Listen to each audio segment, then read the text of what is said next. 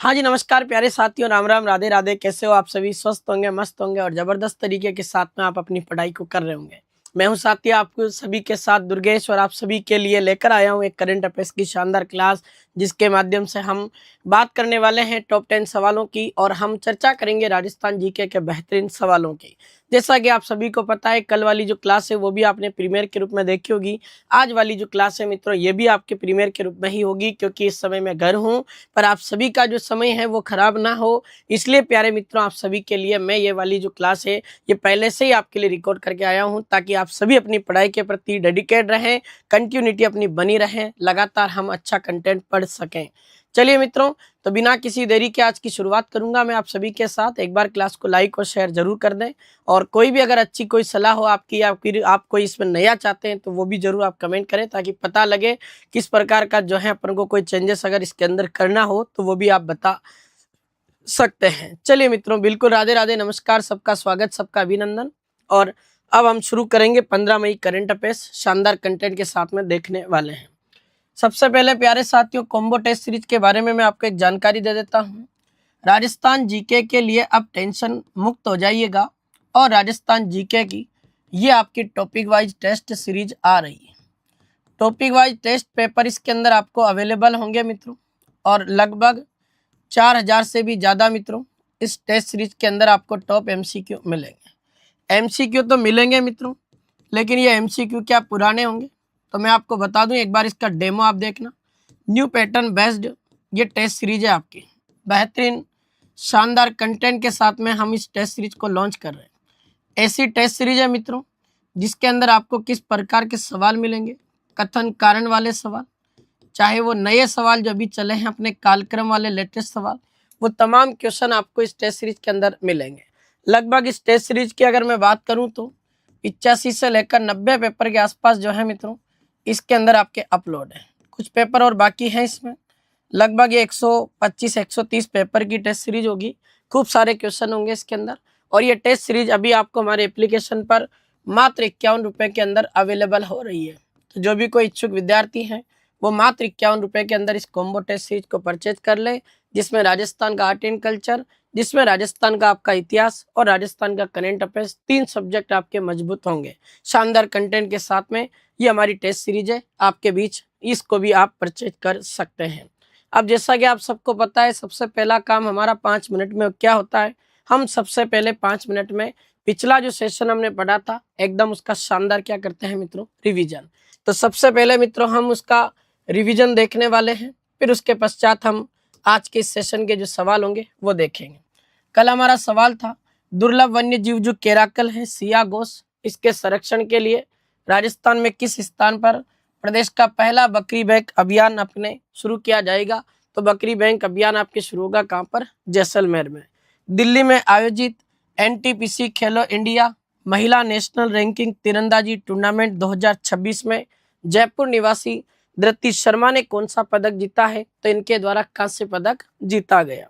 फिर हमने क्या पढ़ा था, गोरखपुर यूपी में आयोजित समारोह में राजस्थान के किस ज्योतिष को आध्यात्मिक ज्योतिष एकता मंच फाउंडेशन की ओर से ग्लोबल एस्ट्रोलॉजी आइकन अवार्ड 2026 से सम्मानित किया गया?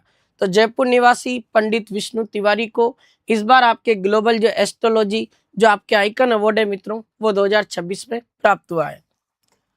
हमारी नर्सें हमारा भविष्य, सशक्त नर्सें जीवन बचाती है, इस थीम के साथ में किस तिथि को अंतर्राष्ट्रीय नर्सेज दिवस मनाया गया? तो कल मैंने आपको बताया था 12 मई 2026 को यह दिवस मनाया गया। राजस्थान राज्य कोर्फबॉल जो खेल संघ है मित्रों, इसका अध्यक्ष आपके किसको बनाया गया है? तो नरेश कुमार जो शर्मा है या नरेश शर्मा है, उन्हें राजस्थान राज्य में कोर्फबॉल जो खेल होता है उस खेल का जो संघ है उसका अध्यक्ष बनाया गया। फिर हमने पढ़ा था IKF बीच कोर्फबॉल वर्ल्ड कप एशिया 2026 होना है। इसके लिए भारतीय कोर्फबॉल टीम में एक राजस्थानी बंदा है जिसको कैप्टन बनाया गया, उस व्यक्ति का नाम है रजत कुमार सैनी। ये क्वेश्चन था। फिर इसके पश्चात हमने सवाल पढ़ा, 2 से लेकर 15 मई 2026 को भोपाल मध्य प्रदेश में आयोजित 24वें नंबर की Kumar Surendra Singh memorial shooting championship 2026 में किस राजस्थानी खिलाड़ी ने राज्य स्तर से राष्ट्रीय स्तर तक का अपने स्तर का सफर तय किया? उस राजस्थानी प्लेयर का नाम आता है पूर्णिमा सीतपाल भावनानी। तो पूर्णिमा सीतपाल जो भावनानी है ये आपके राजस्थान में जयपुर के निवासी हैं मित्रों, और इन्होंने एक अच्छा स्कोर करते हुए राज्य स्तर से राष्ट्रीय स्तर तक का सफर तय कर लिया। राजस्थान में किस व्यक्ति विशेष को अंडर 19 जो आपके हाई परफॉर्मेंस जो कैंप है मित्रों, इस अंडर 19 हाई परफॉर्मेंस कैंप में बॉलिंग कोच के रूप में नियुक्त किया गया, उनका नाम आता है मित्रों आपके पी कृष्ण कुमार। अगला सवाल हमारा क्या था, राजस्थान राज्य में मानवाधिकार जो आयोग है मित्रों, इसके वर्तमान में अध्यक्ष कौन है? तो वह वर्तमान अध्यक्ष अपने कौन, गंगाराम मूलचंदर। फिर हमने एक क्वेश्चन पढ़ा था, निम्नलिखित कथन को ध्यानपूर्वक पढ़े, सही विकल्प का चयन करें। तो जयपुर फुट के द्वारा अपने त्रिनिदाद और टोबैगो नामक अफ्रीकी देश है जिनकी राजधानी आपके कहां पर है, पोर्ट ऑफ स्पेन, उस राजधानी में जयपुर फुट का अब परमानेंट सेंटर खोला गया, जिसका उद्घाटन उन देश के प्रधानमंत्री आपके नाम आ जाता है कमला प्रसाद बसेसर, उन्होंने किया। उसमें भारत की तरफ से विदेश मंत्री जयशंकर प्रसाद ने भी भाग लिया, और ये आपके जो इसका नाम रखा गया नेशनल प्रोस्थेटिक सेंटर, जिसको राष्ट्रीय संस्थान का दर्जा दिया गया। ये तीनों विकल्प इसके बारे में क्या है मित्रों, सही है। चलिए मित्रों, एक छोटी सी इंफॉर्मेशन मैं आपको दे दूं, राजस्थान जीके की अब टेंशन खत्म कीजिएगा, और राजस्थान जीके को अब अपन करेंगे टॉपिक वाइज जोरदार तरीके के साथ में एनालिसिस। राजस्थान जीके को टॉपिक वाइज एनालिसिस करने के लिए हम तीनों फैकल्टी मिलकर लेकर आए हैं एक कॉम्बो बैच। कॉम्बो इसका इसलिए नाम रखा कि तीनों सब्जेक्ट अब आपको अलग नहीं एक ही जगह मिलेंगे, उस बैच का नाम है अभ्यास बैच। ऐसा अभ्यास बैच है जिसके अंदर आपको प्रत्येक सब्जेक्ट में 2000 से ज़्यादा सवाल होंगे, और तीनों सब्जेक्ट के मिलाकर 6000 से ज़्यादा आपको टॉप MCQ PYQ हम इसके अंदर करवाने वाले हैं। ऐसा बैच जिसमें मित्रों आपके किस प्रकार के सवालों को इसमें रखा गया, तो इसके अंदर आपको कथन और कारण वाले जो प्रश्न है मित्रों, एक तो इनकी प्रैक्टिस आपको करवाई जाएगी। सेकंड नंबर जो अपने कालक्रम वाले सवाल आ रहे हैं मित्रों, ये कालक्रम वाले जो प्रश्न है वो भी आपको इसके अंदर तैयार होंगे। सही कूट वाले सवाल, सुमेलित वाले सवाल, इस प्रकार से जो आपके असत्य कथन की पहचान करनी है, ये लगभग आपके एग्जाम के आजकल के एग्जाम के 6-7 पैटर्न है। उन 6-7 पैटर्न पर आधारित हाई और मीडियम और लो लेवल, इस प्रकार से तीनों मीडियम के सवाल इसके अंदर हम रखेंगे। एक ऐसा अभ्यास बैच जो आपके बीच में मित्रों तीनों फैकल्टी के माध्यम से मात्र आपको 151 रुपए के अंदर दिया जा रहा है। 151 रुपए के अंदर ये आपके अभ्यास बैच है। जबरदस्त कंटेंट होगा इसके अंदर। हिस्ट्री अभिषेक सर देखेंगे, ज्योग्राफी वाला पोर्शन मोहन सर, और आर्ट एंड कल्चर वाला पोर्शन दुर्गेश सर, यानी मैं आपको पढ़ाने वाला हूँ। अगर आपको मेरे ऊपर भरोसा है तो एक शानदार बैच के साथ जुड़िएगा, जबरदस्त कंटेंट पढ़िएगा, और आपका भाई आपसे इतना वादा कर रहा है कि अगर आप इस बैच को पढ़ते हैं और आप इसके बाद में थ्योरी को भी नहीं पढ़ोगे और रिवीजन के रूप में इसको भी ले लोगे, तब भी आप अपना एग्जाम पास कर जाओगे। इतना गजब का कंटेंट इसके अंदर है। पहले इस बैच को लेने से पहले आप यकीन और विश्वास नहीं करें तो आप जाके डेमो देख लो।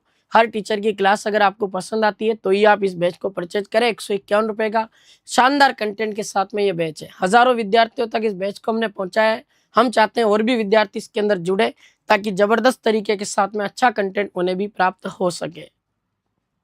चलिए मित्रों, अब आज का दिन यहाँ से शुरू होगा, और आज के सेशन का पहला सवाल आपके सामने स्क्रीन पर रखता हूँ।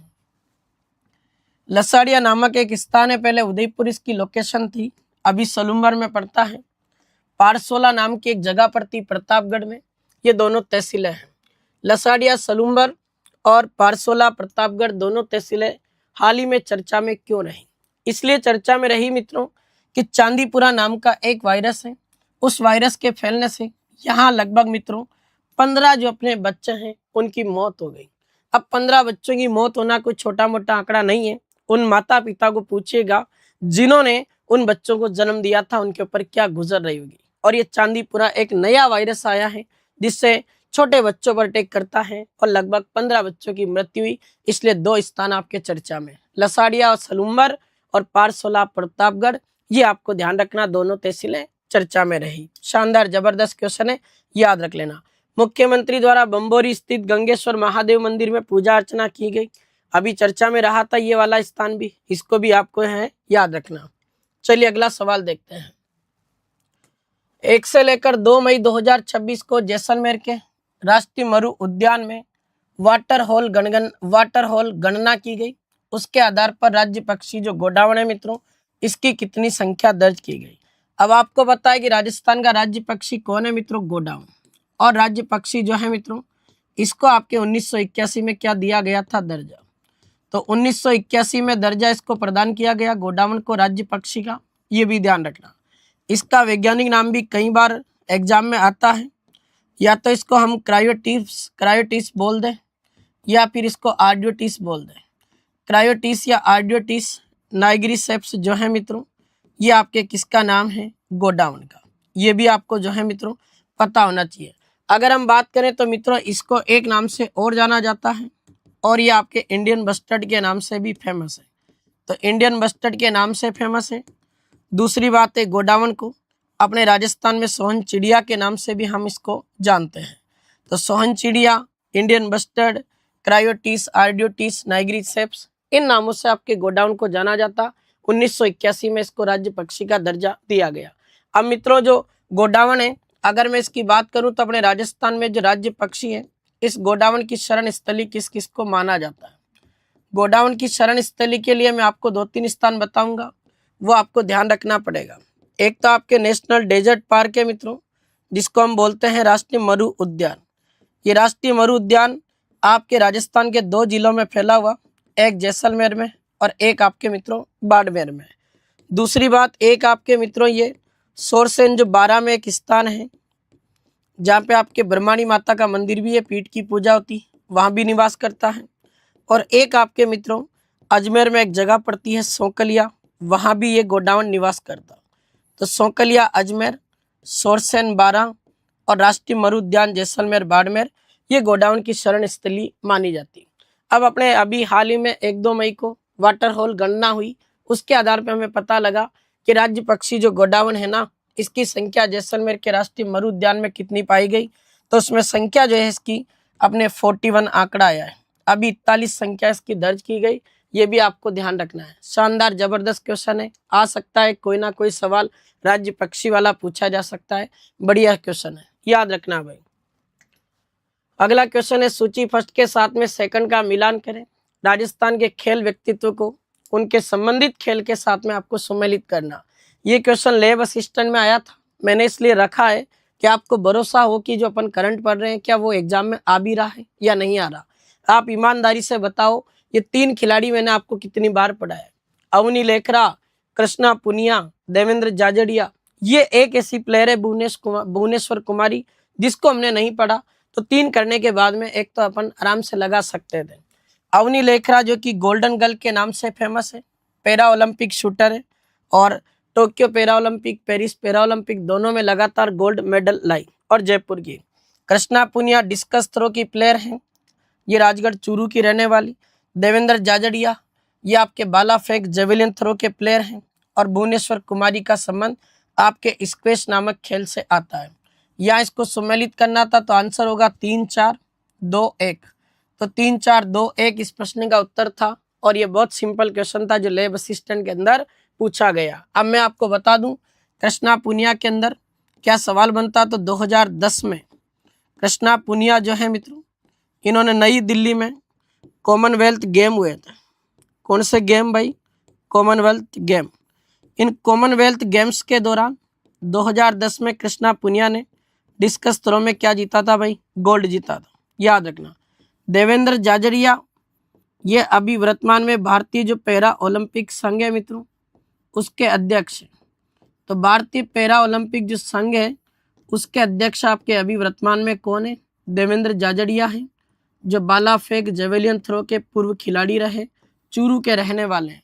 अवनी लेखरा तो आप जानते हो, इनका संबंध आपके राजस्थान में जयपुर से आता है, बेटी बचाओ बेटी पढ़ाओ अभियान की ब्रांड एम्बेसडर है। और भुवनेश्वर कुमारी का संबंध किस खेल से है, स्क्वैश नामक खेल से। तो ये प्रश्न आपका हो जाता आराम से, बड़ी आसानी से आप इस प्रश्न को कर देते हैं। नेक्स्ट क्वेश्चन, खेलो इंडिया ट्राइबल गेम 2026 के संदर्भ में निम्नलिखित कथन पर विचार करें। ये खेलो इंडिया जो ट्राइबल गेम है मित्रों, इनका आयोजन 25 मार्च से लेकर 6 अप्रैल 2026 को कहां पर किया गया, छत्तीसगढ़ में। अब ये खेलो इंडिया ट्राइबल गेम 2026 का आयोजन छत्तीसगढ़ में 25 मार्च से लेकर 6 अप्रैल 2026 तक आयोजित हुआ। पदक तालिका में इसमें राजस्थान का कौन सा स्थान रहा है मित्रों? तो हमारा राजस्थान का 22वां स्थान रहा। 22वां क्यों रहा? क्योंकि इसके अंदर हमने टोटल कितने पदक जीते हैं मित्रों? तो अपने हाथ इस बार छत्तीसगढ़ में खेलो इंडिया ट्राइबल गेम में केवल 5 पदक लगे हैं। 5 में से भी हमने मित्रों 3 तो आपके सिल्वर मेडल जीते हैं, रजत पदक, और इसके अंदर जो है मित्रों हमने 2 ब्रॉन्ज मेडल जीता। अब अपने पास में गोल्ड मेडल नहीं आया, इसलिए पदक तालिका में हम इतने पीछे चले गए और हमारा रैंक रहा है कौन सा? 22वां नंबर। तो यहाँ ध्यान रख लेना, पहला, दूसरा, तीसरा ये तीनों पॉइंट सही है और बढ़िया गजब का शानदार प्रश्न है। इस प्रश्न का उत्तर होगा आपका ए ऑप्शन। आ सकता है क्वेश्चन, छत्तीसगढ़ में आयोजित खेलो इंडिया ट्राइबल गेम में राजस्थान का पदक तालिका में स्थान बताओ तो 22वां। कुल पदक की संख्या पूछे तो 5, 3 रजत और 2 आपके कांस्य पदक इसके अंदर आते हैं। ये क्वेश्चन आपका है मित्रों, जिसका अपन ने एकदम शानदार एनालिसिस कर दिया। भारत की एक प्रसिद्ध शाही ट्रेन है जिसका नाम आता है आपके पैलेस ऑन व्हील्स। अब पैलेस ऑन व्हील्स एक ऐसी ट्रेन है मित्रों जिसका शुभारंभ आपके पहली बार कहाँ से हुआ था? ये 26 जनवरी 1982 से आपके शुरू है और 26 जनवरी 1982 से शुरू हुई थी पैलेस ऑन व्हील्स। 45 वर्ष के इतिहास में पहली बार इस मई महीने की भीषण गर्मी में अब राजस्थान की यात्रा पर निकलेगी।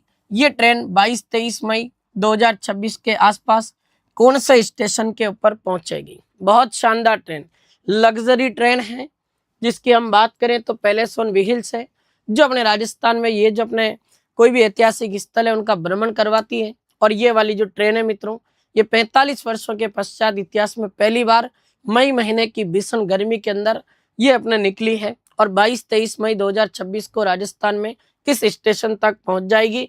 तो ये राजस्थान में आपके चित्तौड़गढ़ जो स्टेशन है वहां तक पहुंचेगी। यहाँ आपका उत्तर हो जाएगा क्या मित्रों? A option. बढ़िया सवाल, गजब का प्रश्न, आपको जरूर ध्यान रखना है। अगला सवाल, मई 2026 में राजस्थान सरकार द्वारा सुंदा माता जो कंजर्वेशन रिजर्व है, संरक्षित क्षेत्र है, इसको एक new eco tourism hot spot बनाया गया। ये किस जिले में स्थित है? अब सुंदा माता का मंदिर आपको पता है मित्रों कहाँ पर स्थित है? जालोर में। और सुंदा माता के मंदिर के आसपास का जो क्षेत्र है उसको कंजर्वेटिव रिजर्व घोषित किया गया। सुंदा माता जो है मित्रों, अगर हम इनकी बात करें तो इनका मंदिर आपके कहाँ पर स्थित है? ये जसवंतपुरा की पहाड़ियों में स्थित है मित्रों, सुंडा पर्वत पर बना हुआ। तो जसवंतपुरा की पहाड़ियाँ जो आपके राजस्थान में बीनमाल के नजदीक पड़ती है, जालोर में, या सुंदा माता का क्या बना हुआ? मंदिर। इनके मंदिर में मित्रों अपने राजस्थान सरकार ने अपने पर्यटन को बढ़ावा देने के लिए राजस्थान का फर्स्ट रोपवे यहाँ स्थापित किया था। और ये पहला रोपवे आपके कब स्थापित हुआ था? तो ध्यान रख लेना, 20 दिसंबर 2006 को स्थापित हुआ, जिसकी लंबाई थी 800 मीटर। ये राजस्थान का पहला रोपवे है और अभी तक राजस्थान में सबसे लंबा रोपवे भी आपके किसके मंदिर में है? सुंदा माता के मंदिर में। ध्यान रखना, जो जालोर में है। और सुंदा माता कंजर्वेशन जो रिजर्व है ये भी आपके कहाँ पर स्थित है मित्रों? जालोर में। अब मैं आपको बता देता हूँ मित्रों, अभी करंट में सवाल पढ़ा था अपन ने, राजस्थान के कुल संरक्षित रिजर्व या संरक्षित जो क्षेत्र है मित्रों उनकी संख्या बताओ। तो राजस्थान में संरक्षित क्षेत्र या कंजर्वेशन जो है उनकी संख्या आपके आ जाती है मित्रों कितनी? 40। और 40वें नंबर का आपके कंजर्वेटिव जो रिजर्व है, 40वां संरक्षित क्षेत्र है, वो किसको बनाया गया? तो अपन ने पढ़ा था भाई, ये अमृता देवी बिश्नोई वाला जो गांव है खेजल्ली कला, इस खेजल्ली कला गांव की बात करें तो जोधपुर में है। इसको राजस्थान गवर्नमेंट ने 40वें नंबर का संरक्षित क्षेत्र यानी कंजर्वेशन रिजर्व घोषित किया। ये भी क्वेश्चन आपके दिमाग में होना चाहिए। और अभी तक 40 कंजर्वेशन रिजर्व बन चुके हैं। कमेंट करके बताना राजस्थान का पहला कंजर्वेशन रिजर्व बिसलपुर है, जिसको कंजर्वेशन रिजर्व का दर्जा कब मिला था? ये क्वेश्चन आपके लिए छोड़ रहा हूँ, कमेंट बॉक्स में इसका उत्तर बता देना। चलो भाई अगला प्रश्न पढ़ते हैं। रिको ने वर्ष 2025-26 में 21 नए औद्योगिक क्षेत्र आवंटित किए हैं। उनमें से कुछ औद्योगिक क्षेत्र है जिनको आपको सम्मिलित करना है। अब पहले तो मित्रों आपको मैं रिको की फुल फॉर्म बता देता हूँ। आर का मतलब क्या होता है मित्रों? तो राजस्थान होता है। और फिर आपके आई का मीनिंग क्या होता है? तो आई का मीनिंग होता है आपके इंडस्ट्रियल, राजस्थान इंडस्ट्रियल। एंड एक आई का मीनिंग होता है आपके इन्वेस्टमेंट। और सी का मीनिंग होता है मित्रों आपके कॉरपोरेशन। और एक आपके ओ का मीनिंग हो जाता है क्या, ऑर्गेनाइजेशन। ये आपके रिको की फुल फॉर्म है, Rajasthan Industrial Investment Corporation Organisation. ये आपका जो है मित्रों 1969 में स्थापित हो गया था और इसका मुख्यालय जयपुर में है। रिको नाम इसको 1980 के अंदर मिला था और अभी रिको ने वर्ष 2025-26 के अकॉर्डिंग अपने 21 नए औद्योगिक क्षेत्र खोले हैं। ये आपको देखना है कौन सा औद्योगिक क्षेत्र कहाँ पर है। तो ध्यान रखना भाई, सगतपुरा नाम का औद्योगिक क्षेत्र उदयपुर में, पीपलखेड़ी नाम का औद्योगिक क्षेत्र 12 में, और 12 के साथ ये किसको कवर करेगा, कोटा को भी कवर करेगा। कछैलिया नामक स्थान आपके बूंदी में है और यहाँ बारोली नाम का जो आपके ये औद्योगिक क्षेत्र है भरतपुर में। तो ये सगतपुरा उदयपुर हो जाएगा, पीपलखेड़ी 12 कोटा, कछैलिया आपका बूंदी होगा और बारोली नाम का इंडस्ट्रियल एरिया आपका होगा कहाँ पर, भरतपुर। तो ये सारे सुमिलित है, इसलिए इसका आंसर होगा 1 2 3 4। और कितने नए औद्योगिक क्षेत्र हैं, तो 21 नए औद्योगिक क्षेत्र खोले हैं। ये भी क्वेश्चन आपके दिमाग में होना चाहिए, शानदार जबरदस्त क्वेश्चन है। चलिए मित्रों अगला प्रश्न पढ़ते हैं। नीति आयोग के संदर्भ में सही विकल्प का चयन करें। अभी हाल ही में चर्चा में है नीति आयोग, इसको भी पढ़ लें, कई बार सवाल आया परीक्षा में।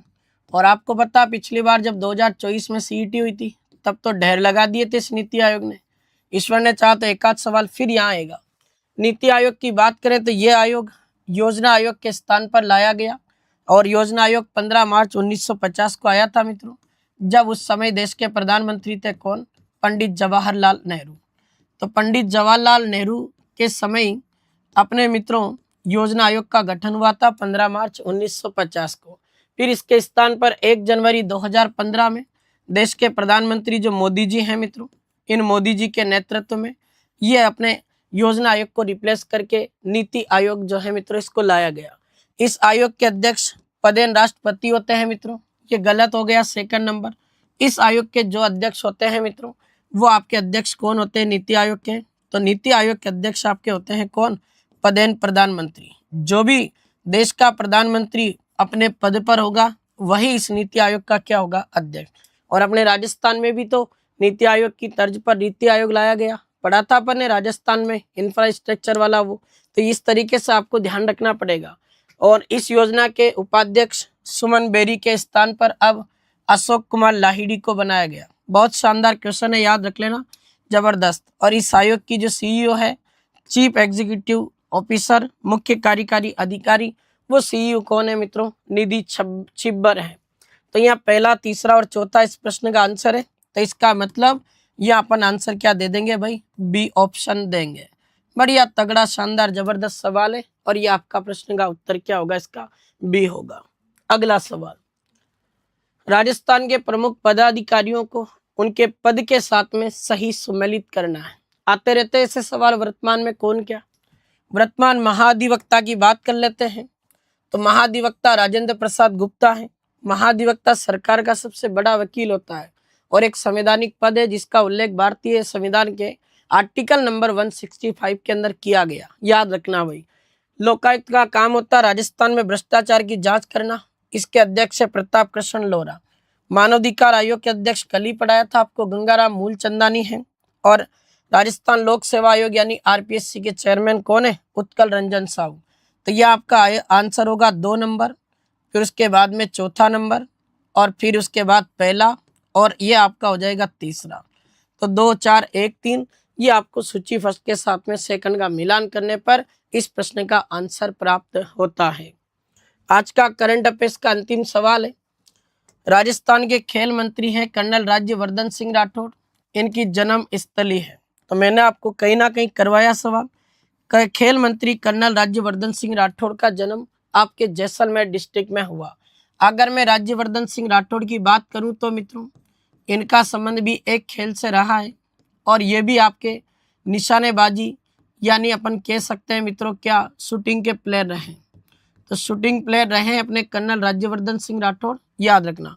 अभी अगर हम इसके विधानसभा क्षेत्र की बात करें तो इन्होंने कहाँ से चुनाव लड़ा था, तो आपके जयपुर डिस्ट्रिक्ट में जोटवाड़ा विधानसभा है मित्रों, वहां से इन्होंने चुनाव लड़ा था।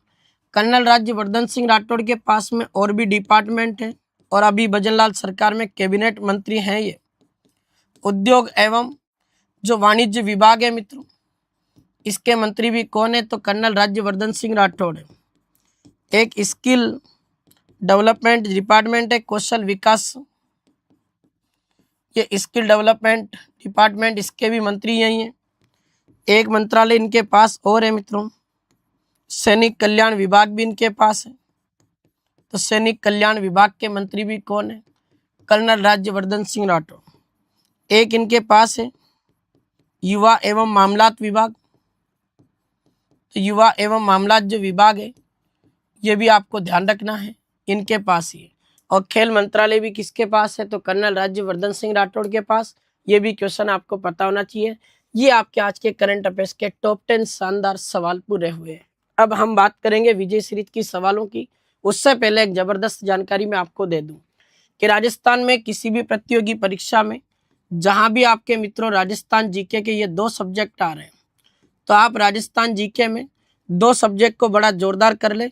एक तो आपका राजस्थान का करंट अफेयर्स वाला सेगमेंट शानदार होना चाहिए। आजकल क्या जैसे पैटर्न बदला है, थोड़ा सा करंट अफेयर्स को फॉलो किया जा रहा है।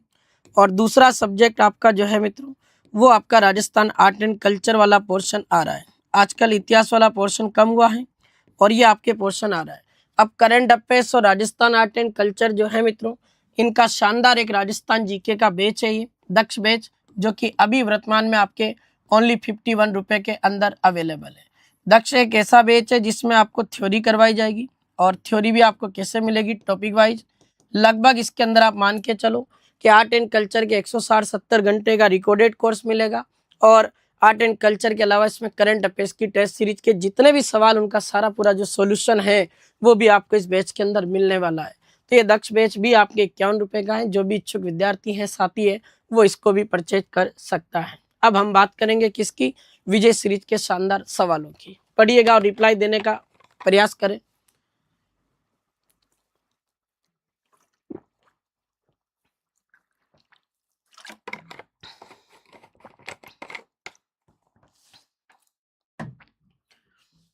राजस्थान सरकार द्वारा उद्योग एवं वाणिज्य विभाग की स्थापना कब हुई?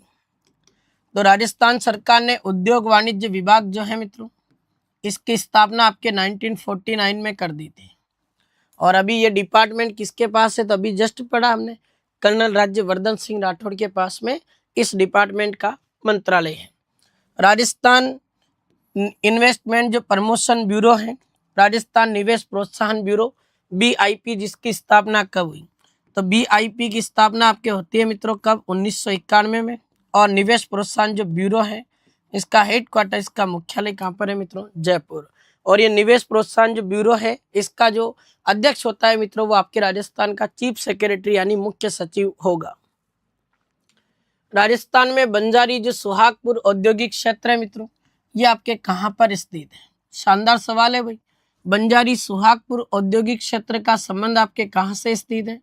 तो याद रखिएगा, इस प्रश्न का आपका आंसर होगा मित्रों क्या? बांसवाड़ा। शानदार सवाल, याद होना चाहिए। अब बांसवाड़ा के जीके के कुछ सवाल आते जो बता दूं। एक तो यहाँ बांसवाड़ा में आपके अंधेश्वर पार्श्वनाथ जैन मंदिर है मित्रों। एक तो ये वाला सवाल ध्यान रख लेना, परीक्षा में पूछा हुआ सवाल। एक बांसवाड़ा में मित्रों आपके अर्थुना नामक स्थान पड़ता है। इस बांसवाड़ा के अर्थुना नामक स्थान पर एक मंदिर है मित्रों, उसका नाम आता है आपके मंडलेश्वर महादेव। ये मंडलेश्वर जो महादेव मंदिर है, सवाल पूछा गया इस मंदिर का निर्माण किसने करवाया था?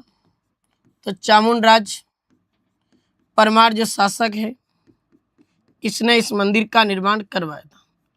चामुंडराज परमार शासक ने मंडलेश्वर महादेव मंदिर का निर्माण करवाया, जो बांसवाड़ा में स्थित है। एक बांसवाड़ा का सवाल यह आता है, वागड़ की वैष्णो देवी, पांचाल जाति की कुल देवी, वसुंधरा की आराध्य देवी त्रिपुरा सुंदरी है, जिसे हम मित्रों तुरताई माता कहते हैं। इनका मंदिर भी याद रख लेना।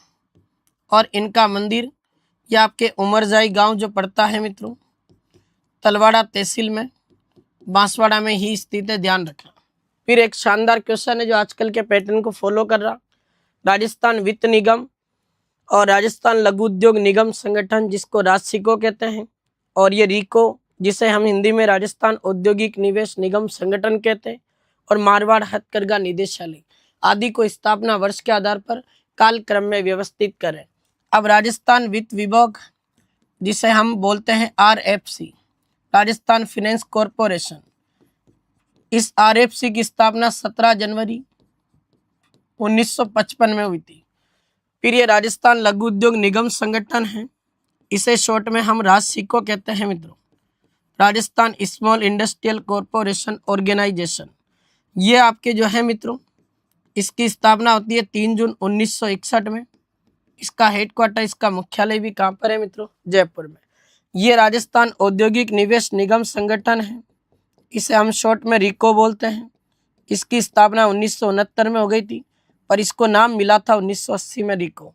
मारवाड़ हथकरघा निदेशालय आपके ये जोधपुर में है, और इसकी स्थापना हुई थी मई 2022 में। अब इसको कालक्रम के अनुसार जमाना था, स्थापना में जमा देंगे, कोई डाउट ही नहीं है, तो पूरा जमा हुआ है। तो इसका आंसर क्या होगा भाई? 1, 2, 3, 4। पर ये आंसर तब दे पाएंगे जब हमें पहले इनकी स्थापना होगी, क्योंकि यहाँ मैं लिखूंगा और आप इस प्रश्न को पढ़ के करोगे, उसमें रात दिन का अंतर है, क्योंकि मुझे पहले से ही याद है, मैंने पढ़ा हुआ है। आप भी पढ़ के इनको याद रखोगे तो मैं कह रहा हूँ कैसे ही कालक्रम पूछे, कैसे ही कथन कारण वाला सवाल पूछे, कुछ भी क्वेश्चन अपना जो है मित्रों वो गलत नहीं होगा। अगला क्वेश्चन है, राजस्थान राज्य बुनकर जो सहकारी संघ लिमिटेड है, उसकी स्थापना आपके कब हुई थी? तो राजस्थान राज्य बुनकर जो सहकारी आपके जो सहकारी संघ लिमिटेड है मित्रों, इसकी स्थापना होती है आपके 26 मार्च 1957 को। और इस राजस्थान राज्य बुनकर सहकारी संघ लिमिटेड का मुख्यालय आपके कहाँ पर स्थित है? तो इसका मुख्यालय आपके राजस्थान में कहाँ आता है मित्रों? जयपुर में। ये क्वेश्चन भी आता है। फिर और पढ़ते हैं, राजस्थान में खादी कामगार आर्थिक प्रोत्साहन योजना कब शुरू हुई थी? अशोक गहलोत सरकार ने खादी उद्योग को बढ़ावा देने के लिए राजस्थान में ये आपके खादी जो कामगार आर्थिक प्रोत्साहन योजना है, इसको शुरू किया। और ये वाली योजना आपके कब शुरू हुई थी मित्रों? तो ध्यान रहे भाई, 13 जुलाई 2022 को इस वाली योजना का शुभारंभ गहलोत सरकार ने किया था। शानदार इकोनॉमिक सर्वे के सवाल हैं। राजस्थान लॉजिस्टिक नीति 2025 की अवधि कितनी है? तो ये लॉजिस्टिक नीति जिसकी अवधि मित्रों 31 मार्च तक रहने वाली है 2029 में। तो 31 मार्च 2029 तक राजस्थान में आपके लॉजिस्टिक जो नीति है मित्रों, उसकी अवधि है। ये क्वेश्चन भी आपको याद रखना है। शानदार जबरदस्त क्वेश्चन है। राजस्थान में सोनियाना सिरेमिक और ग्लास जोन कहाँ विकसित किया गया? RS प्री में भी आया था और मैंने आपको कहीं 2-3 बार पढ़ाया। सोनियाना जो सिरेमिक आपके ग्लास जोन है मित्रों, इसका जो इंडस्ट्रियल एरिया की बात करें तो इसकी लोकेशन आपके आ जाती है कौन सा डिस्ट्रिक्ट में? चित्तौड़ में। ये भी क्वेश्चन आपके दिमाग में होना चाहिए। शानदार जबरदस्त क्वेश्चन ये पूरा होता है। और देखें, राजस्थान में सोलर पैनल जो मैन्युफैक्चरिंग जो आपके पार्क है मित्रों, ये आपके कहाँ स्थापित किया गया? ये रिको के पार्क है। सोलर पैनल जो मैन्युफैक्चरिंग जो पार्क है मित्रों, अगर मैं इसकी बात करूं तो रिको ने इसको स्थापित किया कहाँ पर? कंकाणी नामक स्थान पर। और ये कंकाणी नाम का जो स्थान है मित्रों, इसकी लोकेशन आपके आती है कहाँ पर? जोधपुर में। तो कंकाणी स्थान जोधपुर में आपके रिको के द्वारा सोलर पैनल जो मैन्युफैक्चरिंग जो पार्क है मित्रों, उसकी क्या की गई है भाई? स्थापना की गई। अगला देखें, राजस्थान में MSME नीति कब जारी हुई? पहले तो इसकी फुल फॉर्म याद होनी चाहिए। M का मतलब माइक्रो, S का मतलब स्मॉल, फिर M का मतलब आपके मीडियम, माइक्रो स्मॉल मीडियम, और E का मतलब क्या होता है मित्रों? एंटरप्राइजेज। तो एंटरप्राइजेज जो जोन है ये MSME होता है मित्रों, सूक्ष्म लघु मध्यम उद्योग अपने सेंटर। ये MSME नीति आपकी राजस्थान सरकार ने लॉन्च की थी 17 सितंबर 2022 को। और मैं एक सवाल और बता देता हूं जो अधीनस्थ बोर्ड पूछ चुका है। अगर MSME दिवस पूछेंगे कौन सी तारीख को मनाते हैं, तो मेरे लाल ध्यान रख लेना, MSME दिवस आपके तारीख आ जाती है कौन सी? 17 सितंबर। प्रत्येक वर्ष 17 सितंबर के दिन MSME दिवस जो है मित्रों, इसको मनाया जाता है। ये आपके विजय सीरीज के भी शानदार और जबरदस्त क्वेश्चन थे जो आपके पूरे हुए। मैं फिर बता रहा हूँ, करंट अफेयर्स और कल्चर को थ्योरी के साथ मजबूत करना है टॉपिक वाइज, तो ये दक्ष बैच परचेज कर लें। मात्र 51 रुपये के अंदर अवेलेबल है। फिर राजस्थान जीके को जबरदस्त और शानदार बनाना है तो अब कथन कारण वाले प्रश्न, कालक्रम वाले प्रश्न, सही कूट वाले प्रश्न, सत्य असत्य कथनों की पहचान, इस प्रकार के सवालों का एनालिसिस करना है तो आप हमारे अभ्यास बैच को ज्वाइन कर सकते हो। मात्र 151 रुपए का बैच है। शानदार कंटेंट के साथ में हम इस बैच को आपको पढ़ाने वाले हैं। और मैं बता दूं ये लाइव बैच है जिसका मॉर्निंग शेड्यूल में समय रहता है 8 से लेकर 11 बजे तक। तो सुबह 8 से लेकर मॉर्निंग में ये लाइव बैच है अपना, जिसमें आप लाइव क्लास भी लें, शानदार तरीके से पढ़ें और ये लगभग 1-1.5-2 महीने तक इसको चलने वाला है। ये बैच शानदार तरीके से हम पढ़ा रहे हैं। और मैंने आपको बता ही दिया, किसी भी प्रकार की राजस्थान जीके की टेंशन को खत्म करने के लिए कॉम्बो टेस्ट सीरीज आई है आपके बीच, जो राजस्थान कला, संस्कृति, इतिहास, करंट अफेयर्स तीनों सब्जेक्ट एक साथ मिलेंगे और वो भी टेस्ट सीरीज मात्र 51 रुपए की। ये शानदार क्लास आपके बीच हुई। तो आज की क्लास कैसी लगी कमेंट जरूर करके बताएं। शानदार और जबरदस्त कंटेंट लगा है, पहली बार जुड़ा है तो जरूर चैनल को सब्सक्राइब करें, क्लास को लाइक और शेयर करके जरूर जाएं। कल वाली जो क्लास है वो भी प्रीमियर के रूप में आपको दे दूंगा। फिर भाई रही अपने संडे वाली तो उस दिन अवकाश है, बाकी हम मंडे को वापस लाइव क्लास के माध्यम से मिलेंगे। पूरा वीक जो है आपका कवर हो, शानदार टाइम पे आपको प्रैक्टिस होती रहे, करंट अफेयर्स के शानदार सवालों के साथ हम जुड़ते रहें और अच्छे से राजस्थान जीके के सवालों को कवर कर पाए। इसलिए बेहतरीन और शानदार लाजवाब क्लास आपके बीच में होती है। क्लास को लाइक और शेयर जरूर करके जाए। राम राम, धन्यवाद।